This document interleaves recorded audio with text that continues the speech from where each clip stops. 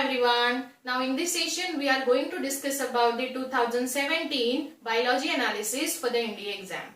Now again a very simple type of question I would say in 2017 too, but surprisingly the most of the questions were based on the microbes. We'll see that. So we'll start our session with first question. First question is like again in terms of tissues. Tissues बहुत important है, मैं बार बार आपको बोल रही हूँ. Tissues पूरा पढ़ के जाइए, हर साल एक क्वेश्चन उस पे होता है, 1 or 2 क्वेश्चंस. सो पहला क्वेश्चन है tendons through which the muscles are connected to and bones are tightly compacted bundles of which of the following long fibrous protein. They are saying fibrous protein. ठीक है, तो ये हमने कहाँ पढ़ा है? Collagen, elastin we already have studied in terms of you can say areolar tissue में पढ़ा है, yellow fibres, white fibres, right. So ये नहीं आएगा. सेल्यूलोज प्रोटीन नहीं है. Cellulose it's a complex carbohydrate polysaccharide. यहाँ एक ही ऑप्शन बचता है which is the fibrin. Fibrous protein है. If you know about this too तो आप ये आराम से मार्क करके आ सकते हो. Now the next question again from the disease. Tissues के बाद दूसरा जो कॉमन टॉपिक है और मोस्ट इंपॉर्टेंट टॉपिक है दैट इज डिसीज. ठीक है, सो डिसीजेस में यहाँ पूछा है which of the following is a scientific name of the form of elephantiasis. elephantiasis का causal organism पूछा गया है. सो elephantiasis में लोअर एब्डोमेन जो है वो स्वेल हो जाता है, राइट, जिसको हम हत्ती रोग भी बोलते हैं, एलिफेंट फुट भी बोलते हैं. सो elephantiasis is caused by Vaucheria bancrofti. इससे ये होता है. उसके बाद Ascaris lumbricoides, ये जो है ये ह्यूज राउंड वर्म होता है. It's a round worm and which causes amoebiasis. मतलब ये it's a kind of a dysentery. ये हमारे इंटेस्टाइन में जाके इट्स अ एंडोपैरासाइट और ये हमारे बॉडी में जाके इंटेस्टाइन को हार्म करता है और हमें loose motions and dysentery cause करता है. उसके बाद क्यूलेक्स पाइपेंस, ये एक मॉस्किटो है जो कि जापानीज एनसेफेलाइटिस कॉज करता है. फिर उसके बाद fasciola hepatica, this is liver fluke. This is also parasitic for us. Wuchereria ये कॉज करेगा एलिफेंटासिस एंड क्यूलेक्स पाइपेंस जैसे मैंने बताया जापानीज एनसेफेलाइटिस कॉज करता है. थर्ड क्वेश्चन में पूरा इंफॉर्मेशन दिया है. They have given whole complete information. In question number 3, they have given the complete information in terms of melanin pigment. Now, as we all know, melanin pigment हमारे body में skin, hair and iris जो कि आई का part है उसको colour देने के लिए रिस्पॉन्सिबल होता है एंड वो हमको एक रे से भी बचाता है. सो यहाँ से कौन सा रे हो सकता है? ये इंफ्रारेड तो नहीं होगा, एक्सरे भी नहीं होगा और रेडियो वेव्स भी नहीं होंगे. It helps in protection from the UV radiation. UV radiation से हमको ये protect करता है. Next is intake of which of the following food component should be minimized by patients having a gout arthritis. Gout मतलब क्या होता है? हमारे ये जो joints होते हैं, ये joints में uric acid के crystals fill होना शुरू हो जाते हैं. Maybe you can just Google the image of this gout disease. Arthritis मतलब बोन से रिलेटेड है. जॉइंट के बीच में, जॉइंट्स जो होते हैं उनके बीच में यूरिक एसिड के क्रिस्टल्स सैचुरेट होना शुरू हो जाते हैं एंड फिर उसके बाद due to elevated serum uric acid level. ठीक है, सो ये यूरिक एसिड लेवल तो होता है बट उसमें कौन सा कंपोनेंट है जो कि ज्यादा एलिवेट होता है? सो फाइबर्स तो हमको चाहिए.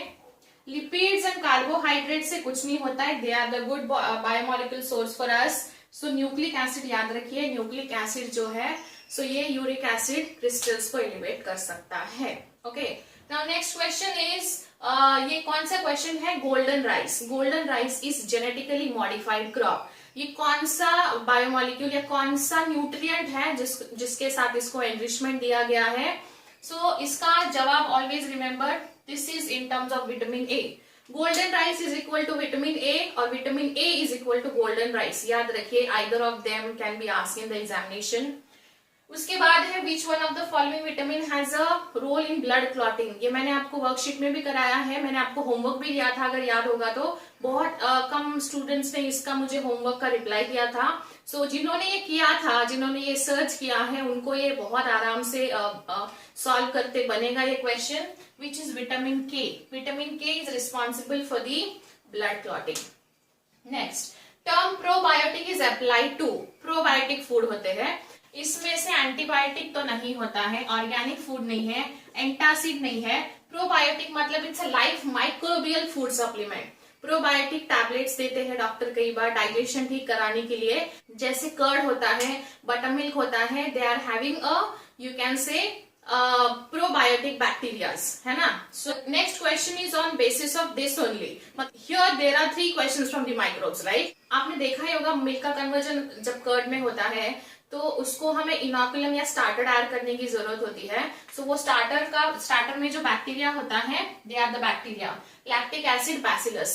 इसका मैंने शॉर्ट फॉर्म भी लिखा हुआ है, maybe they can ask in terms of short form, LAB, lab भी बोला जाता है इसको।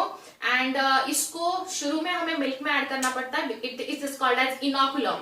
इसको इनोकुलम भी बोला जाता है और it is also called as starter, मतलब ये कर्ड बनाने के प्रोसेस को स्टार्ट करता है।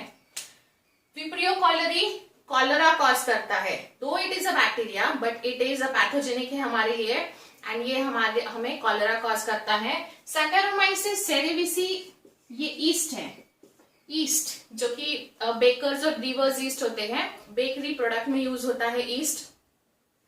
East is a member of fungi, ठीक है। Next, which one of the following statement about microbes is not correct. Microbes के लिए कौन सा स्टेटमेंट सही नहीं है? तो देखो, पहला है they are use in sewage treatment, yes they are definitely use in sewage treatment. दूसरा है use in industrial fermenter for the production of beverages, alcoholic beverages prepare करने में भी वो यूज होते हैं। उसके बाद no antibiotic has been obtained from any microbes, penicillin उधर से तो आया था, राइट, पेनिसिलिन जो आया है। सो बेसिकली माइक्रोब से हम बहुत सारे एंटीबायोटिक बना सकते हैं। So this is the option which seems to be correct for this 9th question, right. और क्या है अगला, they are use to get many bioactive molecule for the treatment of disease, yes antibiotic बनता है मतलब डिसीज क्योर करने का ability है। Total 12 questions were asked in 2017. Here we have discussed 9. Now we'll quickly discuss remaining 3 questions. It's purely based on the scientist name. Watson and Crick, they have shared their Nobel Prize in 1962. और वो कौन से scientist के साथ share किया था? And for their discoveries concerning the molecular structure of nucleic acid. So मैं यहाँ directly साइंटिस्ट का नाम लिखा है, which is correct. Wilkins is the correct option, right? Now this is the question, which of the following statement is not correct. ये again 2017 part 1 में colour vision के लिए कौन रिस्पॉन्सिबल होते हैं। तो देखिए 2017 में सेकेंड टाइम जब एग्जाम हुआ तो उन्होंने वापस रॉड्स एंड कोन्स के बारे में क्वेश्चंस पूछे हैं। तो इससे आप थोड़ा सा एनालाइज कर सकते हो कौन से टॉपिक 1 और 2 में थोड़ा सा को रिलेटेड पूछे जाते हैं। सो यहाँ देखो ये क्वेश्चन अगेन ये फिजिक्स एंड बायो पे बेस्ड है। सो आपको ये मैं होमवर्क दे रही हूँ, this question number 11 is homework for you all, okay. Now question number 12 is also bio and chemistry consider कर सकते हो, बट देन एसिड रेन का कॉज क्या होता है? Ozone and monoxide, carbon monoxide तो बिल्कुल नहीं हो सकता है। सो अमोनिया भी नहीं है, तो that is a sulphur dioxide. In a way we have discussed 2017 part 2 question, and if any doubt you can let me know. See you in next analysis.